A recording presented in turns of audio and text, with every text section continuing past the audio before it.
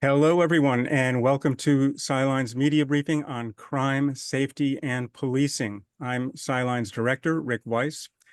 And for those of you not familiar with SciLine, we are a philanthropically funded, editorially independent, and entirely free service for reporters based at the nonprofit American Association for the Advancement of Science. Our mission is simply to make it as easy as possible for you as reporters to include scientist sources and scientifically validated information in your news stories, whether those stories are about something sciencey, a real topic of science like COVID or climate change, or are topics about things going on in your community, as is very often the case, issues like homelessness, like crime and safety, where you might not realize at first or think about it at first that there are a lot of scientists who actually study these topics, and they can bring a lot of value to your stories. Today's briefing is part of a special series of briefings that we're doing this month. It's the fourth of six on topics that are in the news because of the lead up to November's election. Topics like abortion, topics like the electoral system itself. And these are things that are covered, as I've mentioned, so often as simply matters of political opinion, when in fact there's some great research and evidence that you can add to your stories. Our hope is that when you produce stories about these topics, you'll include not just what people are saying about them, but what the evidence actually says about them. So please check out a link that we'll put in the chat that will show you the rest of this month's schedule. We've got 2 more briefings like this scheduled for next week. A couple of quick logistical points before we get started. We have 2 panelists today who are going to make short presentations of up to 10 minutes each. That'll be followed by a Q&A period. If you have questions while they're speaking or at the end of their presentations, please go down to the Q&A icon at the bottom of your Zoom screen, click on that and tell us your name, your news outlet, and your question. And if you have someone you want to direct that question to, you can put that in as well. A full video of this briefing will be available within an hour or so after the briefing ends, and a transcript will be available a day or 2 after that, a couple of days after that. Finally, I'm not going to take the time to give full introductions and bios for our speakers. Those are on the SciLine website. I just want to tell you that you will hear first from Dr. Charis Kubrin, professor of criminology, law, and society at UC Irvine, who's going to give us sort of a big picture snapshot of U.S. trends in various kinds of crime, particularly violent crime. And we'll note several of the pitfalls that you need to watch out for as you report on this issue, because it turns out that it really matters what kind of time scales or geographic scales or other scales you're really talking about if you want to get it right. And second, we'll hear from Dr. Justin Nix, an associate professor in the School of Criminology and Criminal Justice at the University of Nebraska, Omaha. And he's going to focus on the relationship between crime and policing, another area of reporting where some real attention to detail, it turns out, matters, and on the relationship between policing and safety, and that includes actual safety and perceived safety, which turns out to be 2 very different things. So with that, let's get started, and I'll turn it over to you, Dr. Kubrin. Great. Thank you.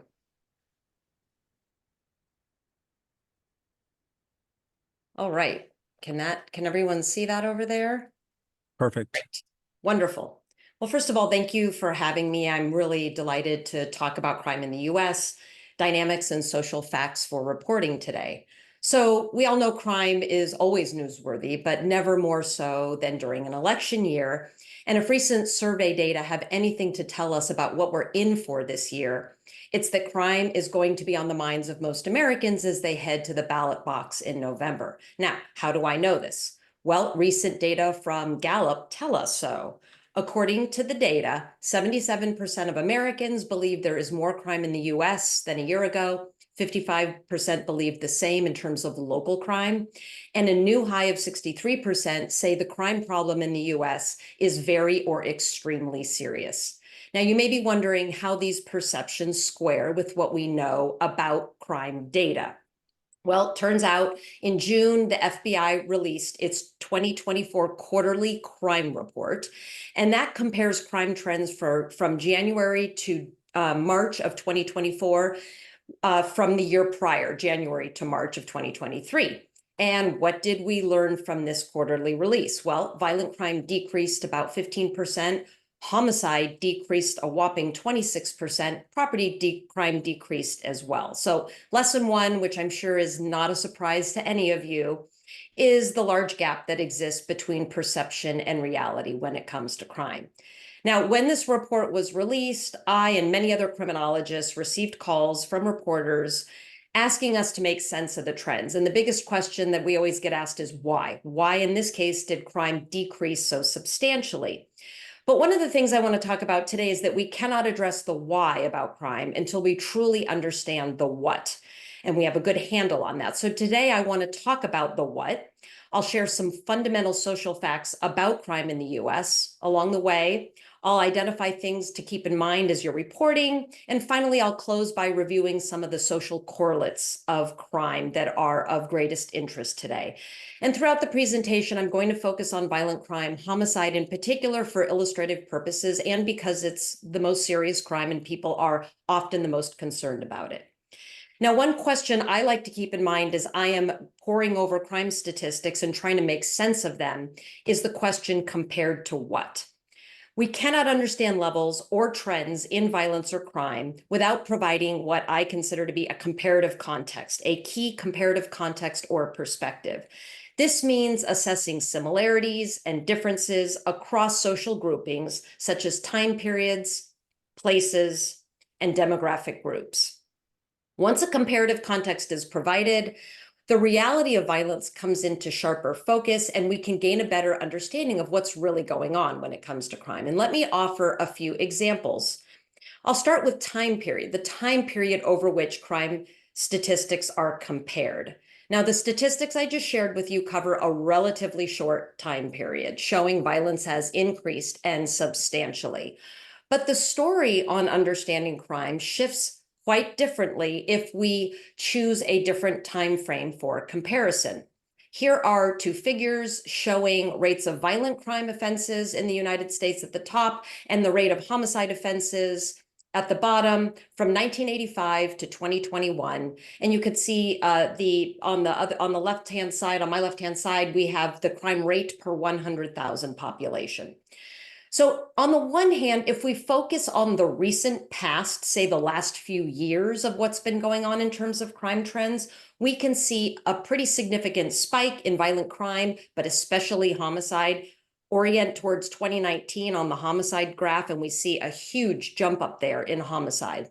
That is pretty troubling and quite different from this quarterly report that I just mentioned. On the other hand, though, if we take a longer snapshot, if we go all the way back to 1985, we see that even as homicide ticked up in this recent past in a troublesome way, it is nowhere near its all-time high in the 1980s. Now, this doesn't mean we should minimize violence or accept the status quo. I always say one homicide is one homicide too many. My point is that timeframes are crucial for contextualizing crime statistics. And I would be particularly wary of short crime trends or comparisons like year to year or even month to month time changes, which are volatile and susceptible to noise and outlier cases, really can mask overall trends. So it's very important to consider different time frames. Here's the thing, though. National trends, no matter what time frame examined, belie critical variation in violence that exists across place, whether states, cities, or neighborhoods throughout the United States. If we think about the recent quarterly crime statistics I reported, it is the case that not all places equally experience such substantial declines in violence and homicide. Some of these places even saw substantial increases in violence and homicide. Let's start with variation state by state. So this is a figure that shows rates of murder in the United States in 2022 listed by state. It's not important that you look at every single state and figure out what its rate is. What I would rather you do is look at how each state compares to the national average. You can see that the national average for the United States as a whole was 6.3 homicides per 100,000 population. It's marked there. You can see many states were well above that average. Louisiana, New Mexico, South Carolina. Check out the District of Columbia with a rate of 29.3 per 100,000. On the other end of the spectrum, many states had much lower than average homicide rates for that year. But we can go even more local by looking at variation across cities, both within a state and across states. Here is a figure that shows homicide rates in 2023 by a select number of cities. I got these data from a report that was published by the Council on Criminal Justice, a nonpartisan think tank of which I am a member. They do a lot of reporting on crime trends. They're an excellent resource, by the way. But you can take a look at a list of cities that they examined homicide rates for. Again, taking into account the national average, you will see cities like Baltimore and Memphis had much higher than average, whereas Austin and Arlington, for example, much lower than average. But we can go more local yet by examining variation across neighborhoods within a given city. Now, it's a well-established fact that crime and violence do not occur randomly in a city, but rather are concentrated in certain neighborhoods within a city. And the FBI does not publish neighborhood crime data. And I should say for a lot of the past slides I've shown you, that's FBI data. I have a slide with lots of information about the different types of crime data, including from the FBI, that you could report on. But in terms of neighborhood level data, that is not made publicly available by the FBI. So criminologists such as myself have to go and collect it from police departments, which is a very arduous task. Well, I have a lab that I co-direct with another professor at UCI, where one of our main tasks is going around and collecting neighborhood level crime data for as many cities in the United States as possible. And when we plot that neighborhood level data, we will see the extreme variation that exists by neighborhood. So this is a figure that shows us violent crime rates in Los Angeles neighborhoods in 2020. You can see that the neighborhoods are represented here as census tracts, a proxy for neighborhood. You can see the LA city boundary. And the lighter shade, the yellow, some of the early greens indicate lower violent crime rate communities compared to the darker blues, which reflect communities that have higher violent crime rates. Now, I want to push this point about variability even further, if I can, by emphasizing a really important finding in criminology. And that is that most neighborhoods, even high crime neighborhoods, have streets where no violence has occurred at all. And this relates to a saying that criminologists have that I'm particularly fond of, and that is that crime is hyper-local. And you can see that when we examine a map of street segments in the city of Los Angeles. So moving from neighborhoods to street segments. So you could see on my left here, we've got Los Angeles street segments for the year 2020 with shading very difficult to see. When we zoom in to a portion which shows you just one neighborhood there, you will see literally street by street the extreme variability that exists in terms of violent crime events. So the key point here is that a very large portion of violence is often found at a relatively small number of streets in any given neighborhood. And this social fact reveals something important we often lose sight of, and that is that a neighborhood might be extremely disadvantaged, it might have very high crime rates, but the majority of the streets in that neighborhood have little or no crime. In other words, violence, and homicide especially, is a truly rare event. But it is also the case that homicide is rarer for some groups than it is for others. If we look at variation just by two demographic characteristics, sex and race, we will see this in action. If we look at homicide offenders for the year 2022, FBI reports that 80% are male. We can compare that to the proportion of men in the US population, which is 49%. If we look at race, and in particular African Americans, we see that while they comprise 52% of homicide offenders, that's much higher than their representation in the population. So males and African Americans, it turns out, and we can talk about other groups as well, are overrepresented as homicide offenders in the data. And it turns out this is true for victimization data as well. So I don't have time to talk a lot about this, but one thing I want to emphasize is you can imagine if instead of examining variation by sex or race or age, for example, we combined all of that to look at intersectionality, you could see that we would get very sharp contrasts. In other words, if we compared information on homicide, say among young African-American males versus older white females, though that variability might come in even sharper focus. My takeaway point, though, from all of this is that violence, and especially homicide, is rare, but it's more common in some groups, in some places, and in some time periods than others. And what this really means is that violence is not idiosyncratic or random, as I so often hear people talking about it or see it reported on in the news. You'll hear stories like how did this happen? It seems so random. Rather, it is socially patterned. Of course, the million-dollar question is what explains this social patterning? Now, in trying to understand violence, we often look for something in the individual, something inside that person, whether it's mental illness or their inability to control their emotions or some other individual deficiency.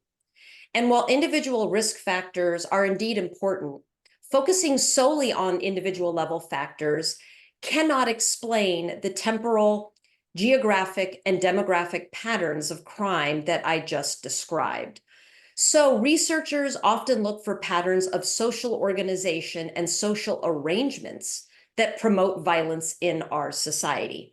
And in a slide that is woefully incomplete and insufficiently detailed, you can get a sense of the range of theorized social correlates of crime and violence. And these are important, sort of above and beyond the individual level risk factors. And they range from things like exogenous shocks. And what do I mean by an exogenous shock? Well, when something happens in our society that fundamentally alters social organization in society and the way we go about doing things, the COVID-19 pandemic, for instance. We can look at factors like people's perceptions of institutional legitimacy, economic conditions, demographics, criminal justice policy and practice, guns and gun markets, drugs and drug markets, policing, police community relations, as we're going to hear from Dr. Nix here in a minute. It's really important to remember that these social correlates of crime and violence vary by levels of analysis. So if you're focused on street segments or neighborhoods, you would want to identify the causes or the correlates that make the most sense at that level, compared to examining national trends, where you would look for forces that are much bigger and broader and apply to all, for example, neighborhoods in the US. We also know that these social correlates vary by crime levels versus trends. So we can look at what's happening at one point in time and trying to understand what caused that, but it's also it could be a different set of correlates if we examine trends. And then finally, crime type. I've focused on homicide here, but of course, there's all different kinds of violent crimes, as well as many property crimes that have their own set of correlates. So I will stop there, but the last thing I want to say before I conclude is that in addition to research on crime trends more generally, I do research specifically on two key issues, that is immigration and crime and criminal justice reform and crime. And given these are likely to be kind of key issues as we lead up to the election, during the Q&A, I'm happy to answer questions on those specific topics as well. So thank you. Fantastic. Thank you for that wonderful introduction, Charis. And a reminder to reporters, all these slides will be available immediately after the briefing, so you can really dig into them. Tons of information. They're a great intro. And let's jump over to Dr. Justin Nix.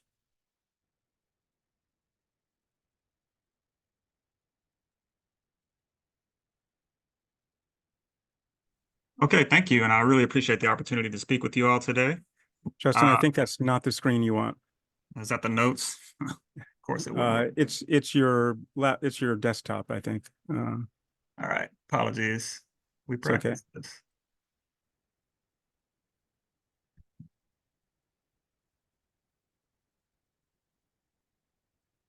There you go. Okay, apologies for that. So for this talk, I'm going to try to stick to high-level trends, meta-analyses that are synthesizing large bodies of literature on what we know about the various topics that I'm going to cover. And so I would say that we can say that we have a high degree of confidence in the things that I'm going to talk about. Starting right off the bat with, the relationship between police presence and crime. And so one of my favorite studies here was a retrospective study of 240 large cities over a 40-year period. And what the researchers found was that for every additional 10 or 17 officers hired, about 1 life was saved. And in per capita terms, these effects were twice as large for Black versus white victims. But beyond just having the police, in criminology, it's well accepted by now that it really depends on what police are doing in terms of the beneficial crime outcomes that you'll see. So when police are focused on problematic places, particular problems, and people who are most at risk, right? People, problems, and places, they tend to have more of an effect than simply sitting back and waiting on 911 calls to come in or driving around randomly and waiting to happen upon a crime. And so I list several meta-analyses here that have synthesized dozens of research studies across a variety of contexts, big, medium, and small jurisdictions, some in the US, some in other jurisdictions. And collectively, these studies tell us that when police focus on making pedestrian stops, they can have about a 13% reduction in crime on average compared to other areas of the jurisdiction that don't see that focused effort. If police focus on disorderly behaviors, right, things that aren't necessarily criminal, things like graffiti, panhandling, loitering, disruptive behaviors on the subway, for example, they can see as much as a 26% reduction in crime on average compared to places where they just do what I'll call business as usual policing. And like Charis talked about, we know about hotspots in communities, right? Street segments, corners, 2-3 block radiuses, and neighborhoods that generate upwards of 50-60% of all calls for service in a city, right? So we're talking about less than 2% of places in a jurisdiction generating 50-60% of calls for police service. And so not surprisingly, when police focus on those places, they can see a significant reduction in all types of crime. And lastly here, I list problem-oriented policing.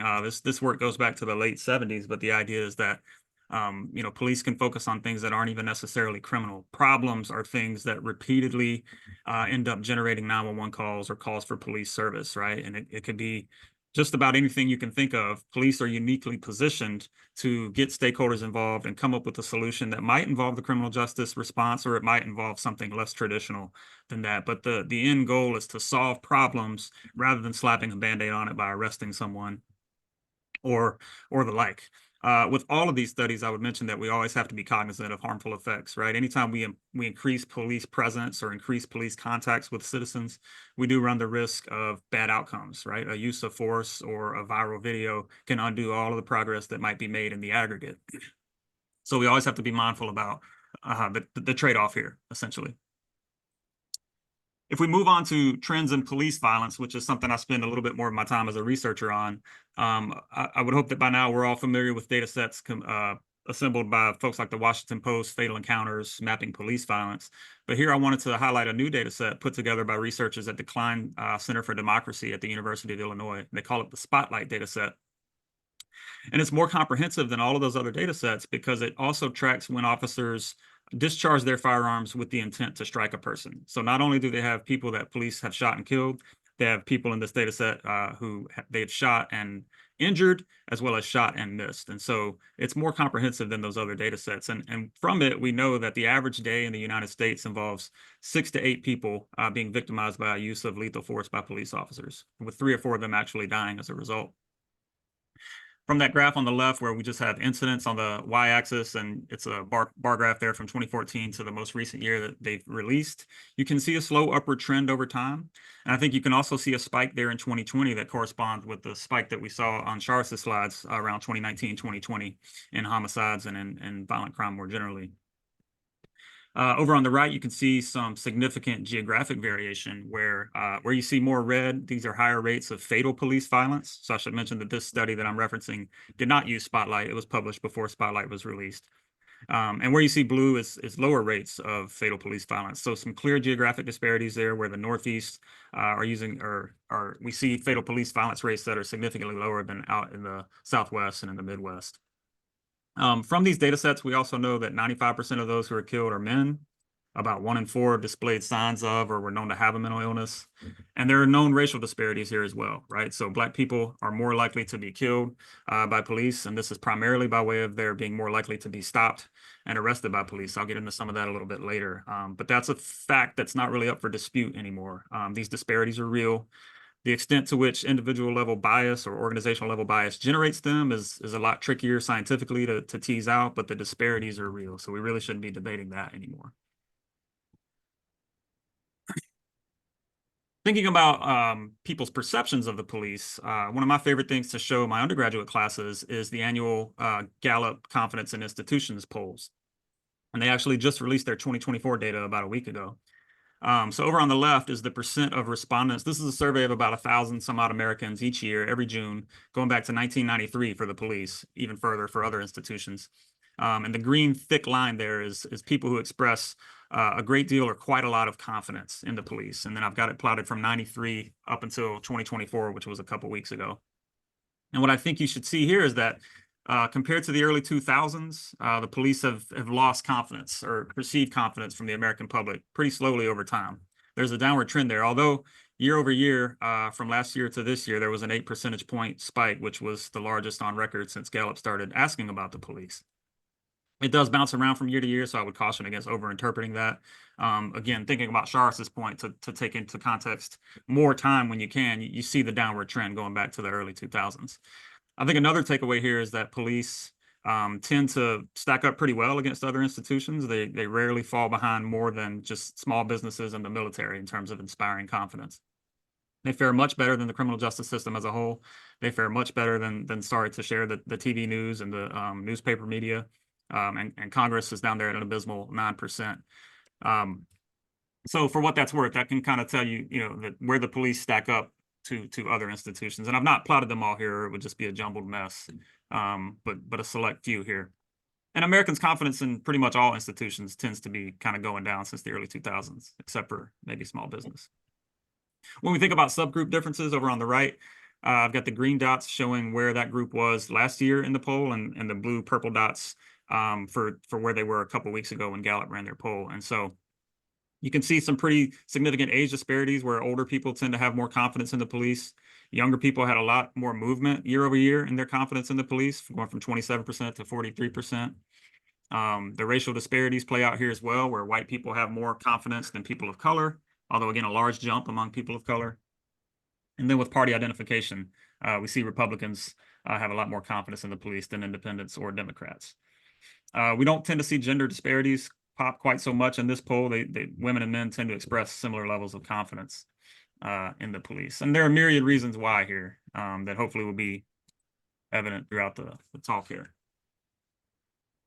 Shifting gears now to the factors that influence police responses to crimes. Over on the left, this is a series of graphs put together by the Pew Research Center.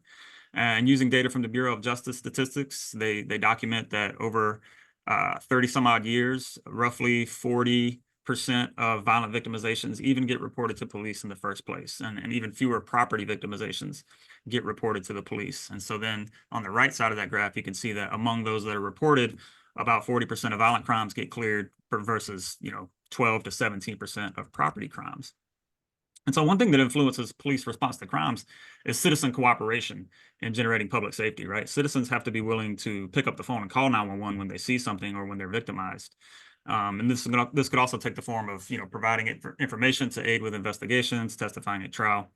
But if people are reporting less than half of all victimizations to begin with, the police are, it's a tall order, right, to do something about crime when half of it goes undetected. And then property crimes like burglary, even when they get reported, are going to be pretty hard to solve, right? Victims often don't realize until hours or days later, like that time I left my garage open and somebody stole my bike.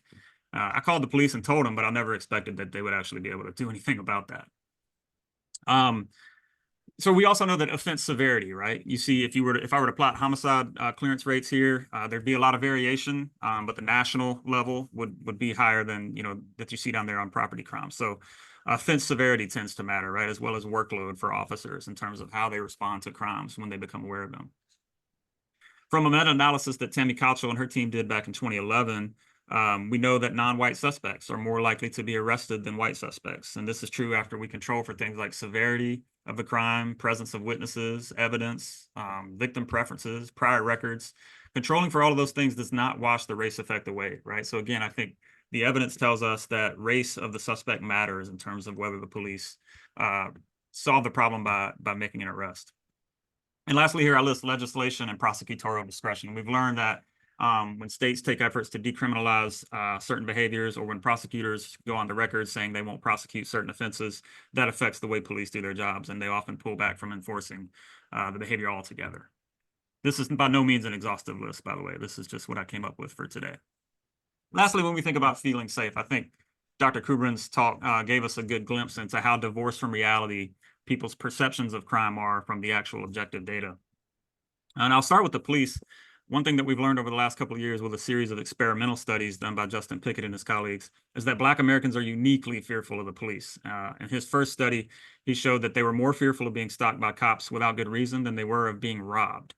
And in a more recent study that I actually co-authored with him, we found that Black Americans were less fearful of being mistreated by non-white cops and female cops, as well as cops who are wearing body-worn cameras. So one thing the police can do to help alleviate feelings of fear would be to take serious calls for diversification. We've been talking about it since the 70s, and progress was made for a while, but it's halted for various reasons. And so to the extent that we can make progress on that, we may make progress on making Black Americans feel less fearful of the police. Lastly, I'll mention here that signs of physical disorder. Again, I mentioned this earlier in my talk, things that aren't even necessarily criminal, right? Graffiti, litter, panhandling, disruptive behaviors on the subway. These things make people feel less safe. They make people less afraid, or excuse me, more afraid to take the subway to get around, right? And so in a recent analysis of nearly 100 studies in the US and elsewhere, the authors found that, strictly speaking, in the US, when they measured mental distress and fear in the individual, they found that disorder was significantly related to those feelings. And so we know that there are things police can do to police disorder. I should mention that there are other things we can do, easier things that don't necessarily involve the police, such as fixing street lighting, clearing out abandoned lots, doing things, picking up litter, scrubbing graffiti, right? Things to make people feel more comfortable walking around in their communities can reduce fear and mental distress. But I should also mention that these outcomes are much harder to measure, right, than whether a crime occurred. Now you're tapping into how a person feels on any given day, and there's a lot of stochastic noise, I think, that goes into measuring that and measuring it accurately and reliably. So with that, I'll stop there. Here are a couple of ways to find out more about some of my other research, and those are my colleagues here at UNO. And then the slides that'll be shared, I've got everything linked that you can go and see for yourself what I was talking about. So thank you.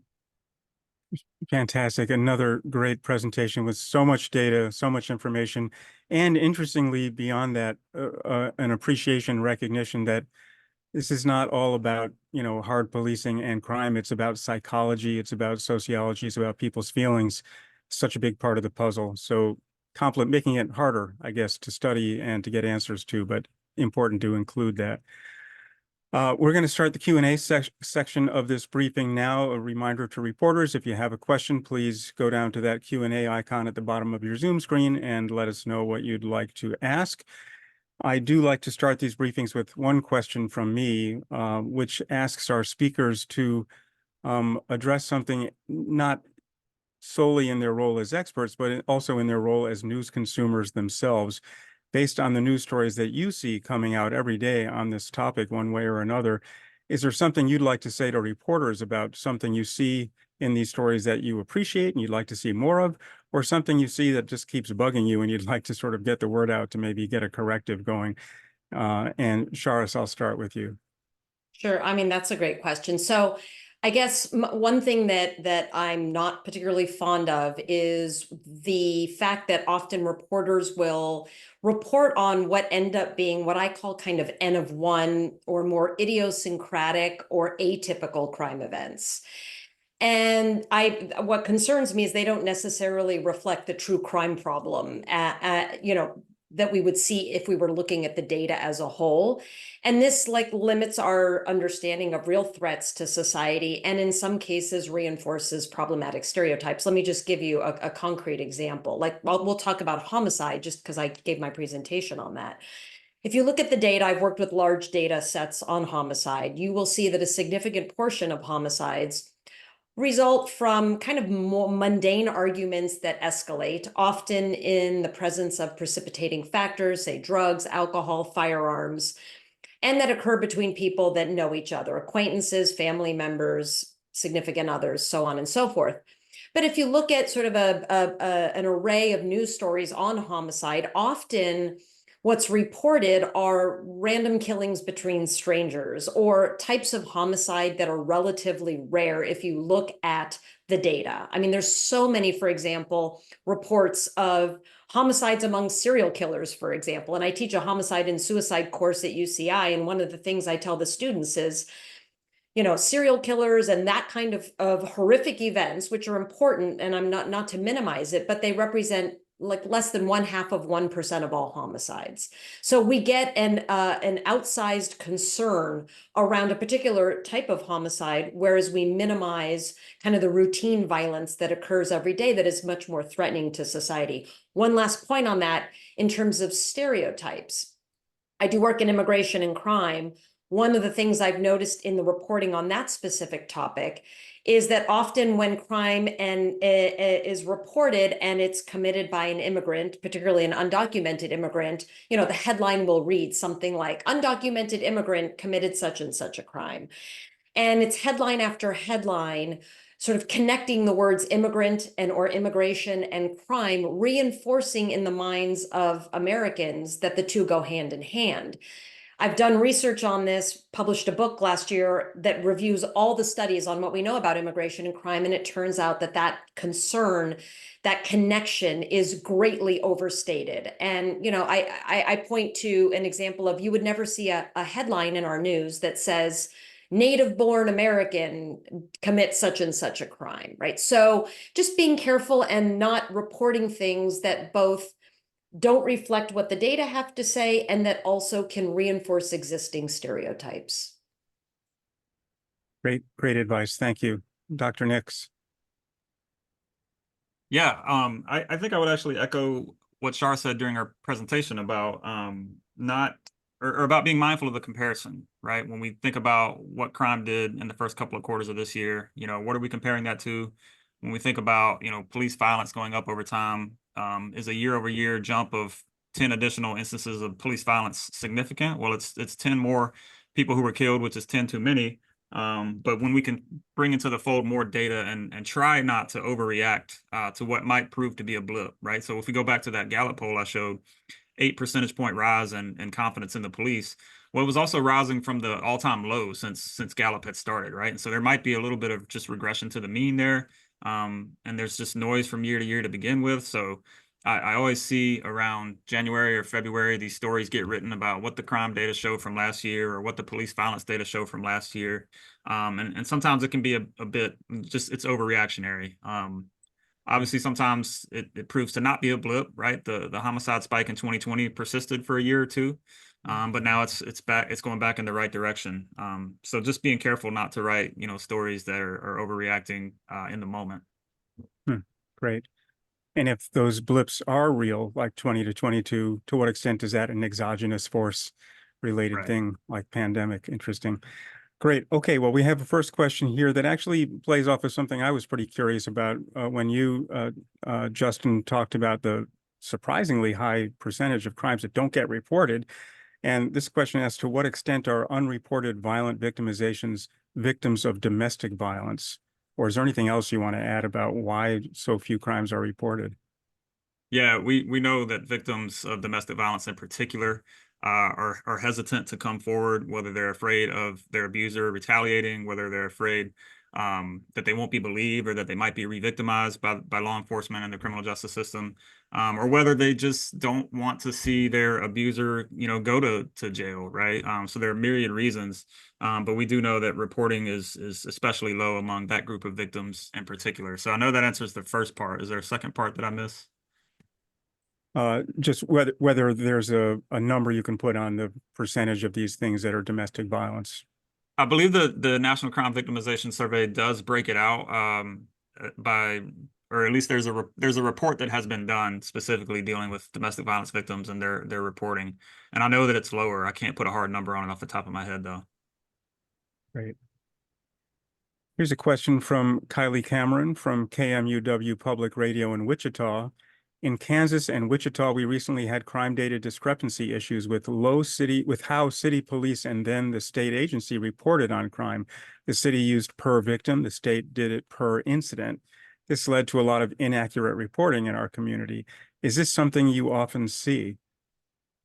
So I actually thought that question was going to go in a different direction because we've changed how we are collecting and reporting crime data by the FBI, which I'm happy to talk about at another time. We've gone from the summary reporting system that was used for decades to NIBRS, which is the National Incident-Based Reporting System, and there's been a lot of hiccups with that to be discussed another time. But the point is an excellent, or the question raises an excellent point that I want to make, which is the denominator is really important, right? So first of all, one of the key issues I often see about reporting that's problematic is that people will report offenses, whether it's homicides or robberies or property crimes, without any denominator. And they'll make comparisons across states and forgetting that states have very different population sizes, or cities have population sizes, or neighborhoods have different population sizes. So my first point about this is you have to have a denominator there. Then the question becomes, well, what is the denominator? And that depends really on the kind of the answer to the kind of question you're asking. So I think it's very important to pay attention to that. And I would not ever look at report crime data or look at the reporting of crime data that does not standardize it and create a rate of some sort. You'll notice all the slides that I showed in my presentation were for at the national level rates per 100,000 population. At lower levels, it could be per 10,000 population. Great. Anything you want to add to that, Justin? Great. Okay. In terms of social correlates of crime, is there enough data yet to correlate the emptying of many downtowns due to work from home trends with increased crime in central cities or decrease? Boy, this is a really investigated area right now by criminologists, is trying to understand how an exogenous shock like the pandemic influenced our movement during the pandemic, post-pandemic, and what implications that had for crime. And it's just a very complicated puzzle because in many respects, during the pandemic, we were all hunkered down and we saw huge decreases in certain types of crime, a lot of the instrumental types of crime that involve like, a burglary or a robbery, for example. But then we've seen rises in others. So I think we're still figuring out the role that any of these one factors plays, but it's important in general to look at how broad societal changes impact the movement of populations, including in and out of city centers, with implications for crime. Yeah, I would echo that. And going back to the point about the denominator, I'm aware of at least one study about Chalfin and Messenkoff where they tried to factor in the fact that a lot of us were hunkering down and not going outside and presumably putting ourselves at risk to be a victim. And they came up with a way to try to measure time spent away from the home as a denominator. And I think that they found that violent victimization was actually, or you were at a greater risk of being violently victimized in 2020 and 2021. And that the measures that they come up, or the results that they come up with, don't necessarily square neatly with what the violent crime data might tell you, in part because our denominators were so off for those first 2 years, where we were fundamentally changing our behaviors and most people putting themselves less at risk. But if you were having to go out in public, you were at a greater risk, according to that one-off paper. Interesting. Here's a question. Are there any signals of state gun laws when looking at state level violent crime rates? Basically, do states with more lenient gun laws show higher rates of violent crime? This is just a very controversial issue, and the research on it is expansive. I don't feel qualified to simply answer that question in a short nutshell. What I can say is, part of it involves the challenges of measuring like gun ownership. We only have measures of gun availability. They're imperfect. But I would say the public health literature shows, there's no doubt that guns play a role. The question is the size of the role, what impact, how it matters in like over the course of the pandemic, where a lot more people purchased guns. So there's a lot of, I guess it would be much easier to talk about this in greater detail with very specific questions and pointing reporters to studies than to kind of give a global answer on the role of guns and gun markets. Yeah, I feel the same way, and I'm glad you mentioned the public health literature. I would throw out names like Christina Kerfasi and Dan Webster. I think they've done a lot of good Yeah. work on, like when Missouri repealed their purchaser permit laws, and things you can see that correlate with community violence. I think that part of the challenge here is estimating how many guns are out there and then teasing out, handguns versus long guns. We know handguns are far more likely to be used in crimes. So yeah, it's a pretty tricky literature, but I do think that, and I can say that there's literature on police violence. I know that wasn't where the question was directed, but where there are more guns, there tend to be more instances of police violence in both directions, right? Officer involved shootings as well as officers being victimized by gunfire, right? So we know it increases opportunity, but those questions as to how much and what are the circumstances therein, it's a lot murkier, I think. And the references you made to Krippassen and Webster, are they at an academic institution we can share with reporters? Do you know where they're based? Is it Johns Hopkins that they're at, Charis? I don't remember. And We'll I was see if we also can thinking of follow the up. work of Dan Semenza and others. Menza, yeah. Yeah. He's at Rutgers, I believe. Okay, good. That's helpful. Thank you. Here's a question directed for you, Dr. Nix. You mentioned that it takes more than 10 added police officers to save one additional life from homicide. Is that considered a good return on investment? It seems unsustainable to keep growing police forces by that magnitude. Yeah, I would agree. And if you dig into that study, right, they speak about some of the harmful effects that had, right? The larger agencies tend to make more low-level arrests, and these low-level arrests often deteriorate perceptions of legitimacy, and there can be a whole list of issues that creates, as well as opening the door for instances of uses of force, excessive force, and the like. I should mention that was a retrospective study of cities with 50,000 or more population. So we shouldn't be thinking about this with respect to the modal police department, which is a small jurisdiction that probably has 10 cops total. But in larger cities, I think it's borne out over that time that each 10 to 17 officers abated approximately one homicide. So the trade-off becomes, if you don't think that that's a good return on investment, we need to see evidence for what the alternative would be. And the really tricky part there is that most of the evidence we have on alternatives to policing as far as a way to disrupt violence or prevent violence don't happen in a vacuum. They happen while police are still operating in the background doing the things that they're doing. And so it just becomes a lot trickier, I think, to estimate the marginal effect of, whatever program you might have in mind as a means to reduce violence. Just while we're on that topic, if I can inject a side question, do you have an answer to what explains the geographic difference you described between police violence in, say, the Northeast versus some of those other areas of the country? Is that a matter of policy? Is it a matter of more bias in some parts of the country than others?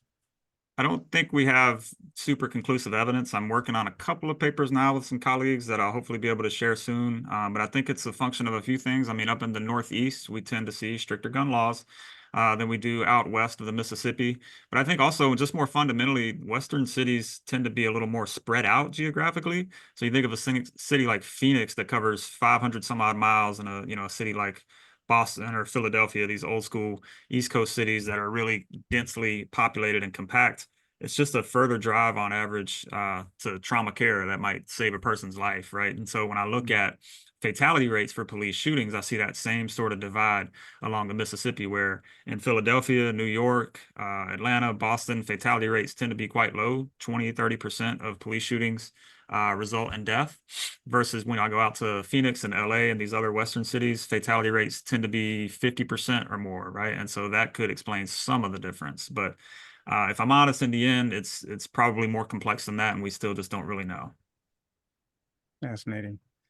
Here's a question directed to you, Dr. Kubrin. Can you talk a little more about options for obtaining city and neighborhood level crime data and any weaknesses of those data that reporters should keep in mind?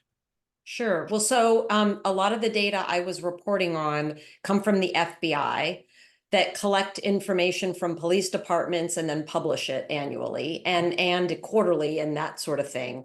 And for the longest time, FBI crime data, by the way, this is reported crime data. Like, I like to keep that in mind. It's not crime data.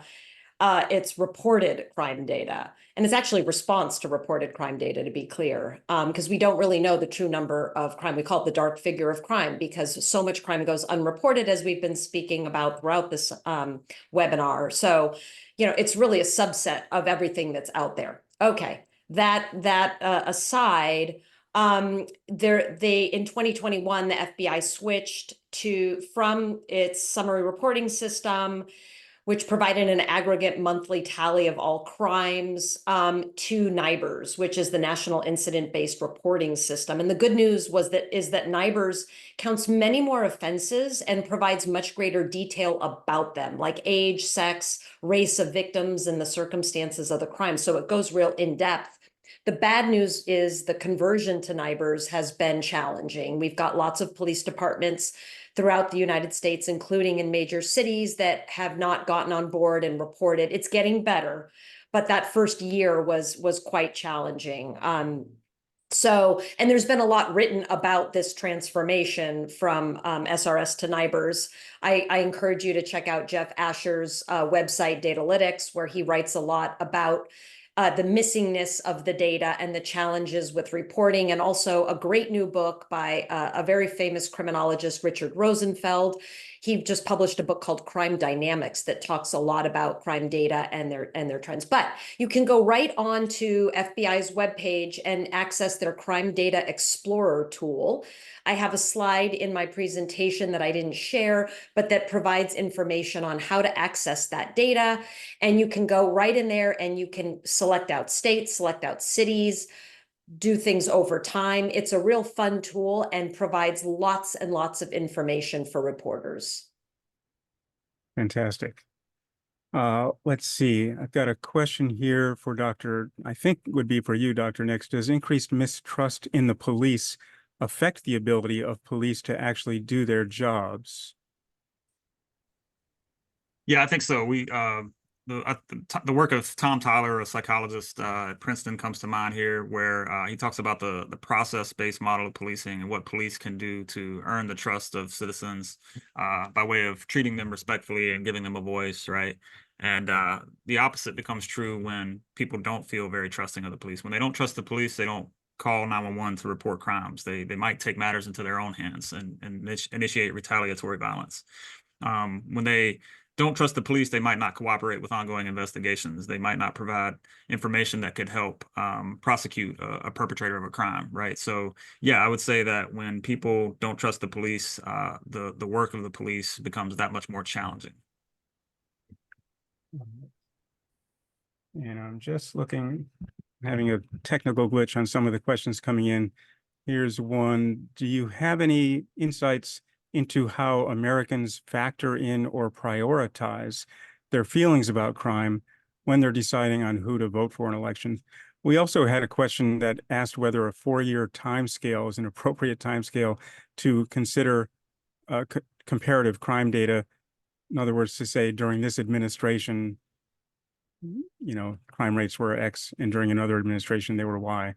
So the first part of this question about how Americans prioritize it might be relevant to that Gallup data that some of you showed. Yeah, I'll start off and then turn it over to Justin. So crime is always on the minds of Americans as they go to the ballot box, and it's been for decades a key decision point for voters. But what's interesting, and I don't have the data with me right here, so I can't give you exact numbers, but in the latest Gallup poll, I noticed that it's not a top priority. Of the economy, immigration, other things are kind of, at least for this particular year, trumping that, if you will. So it's there and it's important, but I think its relative importance shifts over time. This is where I'd really like to get longitudinal data. Justin, anything to add there about comparing? Yeah, I couldn't say it any better myself. I saw the same Gallup poll that Yeah. it did slip a little bit in terms of where it normally comes in, but it's always salient in the minds of voters. It's one of the key issues that they're going to think about, even if it's not as high on the list this cycle as it was maybe the last cycle. And looking at the 4-year trends, I think I'm a fan of, smoothing out the data and trying to look for trends when you take a 40-year snapshot, right? But then keeping in mind that these national level estimates, again, are going to mask a lot of state, city, neighborhood level variation that Charis talked about in her presentation. And so just keeping that in the back of our minds. I think that at the federal level, there are things we can do, providing funding for jurisdictions to help fight crime. But more often than not, what matters is the hyper-localized response that's going on in jurisdictions and how they work together with the community to solve problems. Yeah, that's exactly right. And can I just add one thing, which is that, is 4 years enough? Is it too little? Is it too much? It's like when a student asks me, like, how many interviews do I need to do to make the study legit, right? And I always go back to what is the question you're trying to answer, right? So if you're interested in a question that speaks to a political administration, then 4 years makes complete sense, as long as that is identified at the outset. Right. So, there are cases where we do want to know about very short time trends, and there's other questions that we have about longer. They're all important questions. But I think the key point is to have that be part of the investigation. Often I'll get reporters who will say, what's going on with crime? And I'm like, okay, I don't even know where to start with that question. Are you talking about over time, across place, this crime, that crime?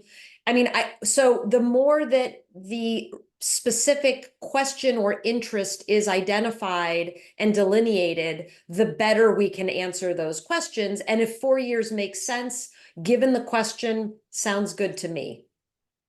Great. Okay. One more question, and I want to remind reporters as we get ready to top this off at the top of the hour, you will be confronted with a very short survey as you log off today. It's just 3 or 4 questions. It'll take you a half a minute. It's so helpful to us for you to take those few seconds to fill that out so we can keep producing briefings like this that serve your needs. So please take those extra moments to fill out the survey as you leave. But I have a couple more questions I want to squeeze in as we just about wrap up. One of them has to do with the data you mentioned, Dr. Nix, about comfort levels of people as diversity increased on police forces. One thing you didn't address is whether the disparities in race-based arrests go down as police forces become more diverse. And I wonder if there's any data on that. That's a great question, and I don't think the matter is settled. I don't know that increasing diversity is going to change anything operationally about things that police departments currently prioritize on any scale larger than maybe in one city, right? If there was a sort of a revamping of, not just who the police are, but what the police do. But I can tell you that those studies that I cited were experimental designs where, the one thing that was manipulated, right, was the picture of the police officer that people were looking at and asked to evaluate. And we saw some pretty significant differences across the race of the officer. But to the extent that that might translate to, less aggressive policing or fewer discretionary arrests, I think that it would have to be coupled with other reforms before we'd see serious return on investment. Okay. Great. Well, we are just about at the end of the hour, and I do want to give each of our speakers an opportunity to give one take-home message for reporters. If there's one thing for each of you that you just really want reporters to walk away with today and keep it top of mind for them, this is your chance to do it. And Charis, I'll start with you. Okay. Well, I think maybe I'll say something about the causes or the why, because I think that's what's of interest to most people. They want to get right down to what's going on. And I guess even as we don't necessarily know the answer, something to keep in mind in reporting, which is that often we're searching or seeking out the sort of the singular magic bullet that explains that crime trend, right? And I hear this all the time. It's the pandemic. It's criminal justice reform. It's the economy. And when we do this, I think we fail to recognize a real fundamental fact about crime, which is that it is multidimensional and caused by many, many factors. It's complex. So rather than treat the causes of crime as mutually exclusive or pit them against each other, which often happens, it's this, no, it's this. I think it's really beneficial to remember that they are overlapping and interrelated. So I would be wary of someone, any seasoned criminologist, espousing a single factor explanation for something. That is always something that I think, it's always more complex than this police policy went into place and did this, or the pandemic did this. There's many different forces going on at one time. So there's no magic bullet explanation, which of course means there's no magic bullet solution when it comes to combating crime or making crime rates go lower. We have to think about all of the factors that matter at different levels of analysis, from street segments to neighborhoods, cities, and states at different periods of time. And then, of course, across the demographic groups that I mentioned earlier. Fantastic. Thank you. And Dr. Nix. Yeah, agree. No magic bullets. And if your expert is giving you a magic bullet, find yourself a new expert. The truth is, it's a very complex world that we're trying to understand. For me, it's that, the evidence is pretty clear that policing matters to some extent. Policing can reduce crime, but I think it's also true that police in many places can do a lot better. And, for anybody who comes and says, well, police don't reduce crime. Well, we know that that's not true. There's dozens and dozens of studies we can point to that show things that they can do to have an effect. The key question becomes, are the police in this place or in that place operating, at maximum efficiency, right? What are the tools that they need to operate where that trade-off is something that we're willing to accept, where they're reducing crime and they're minimizing harm. And maybe there are a lot of other things we can do that don't really involve the police, and their respective goals and missions. But the truth is, it's a pretty tangled web, and it's going to take, a little bit of all the stakeholders. But increasingly, I see that argument that, like, well, we know the police can't do anything, and that's not true. That's a pretty nihilistic view, and I think it's quite dangerous. Honestly, it doesn't really do us any good. So push back on that would be my takeaway. Some great advice from two really very clear and generous, I would say, speakers today. Tons of information there for you to work with, reporters. I so appreciate your contributions, Dr. Nix, Dr. Kubrin. Thank you, reporters, for your attention to these kinds of details and for sticking with the data and the facts as closely as you can as you cover this complicated story. And we look forward to seeing you at future SciLine media briefings, including 2 more on election-related issues next week, Tuesday and Thursday. Check out the SciLine website. Thank you all for attending, and we'll see you at the next SciLine media briefing. So long.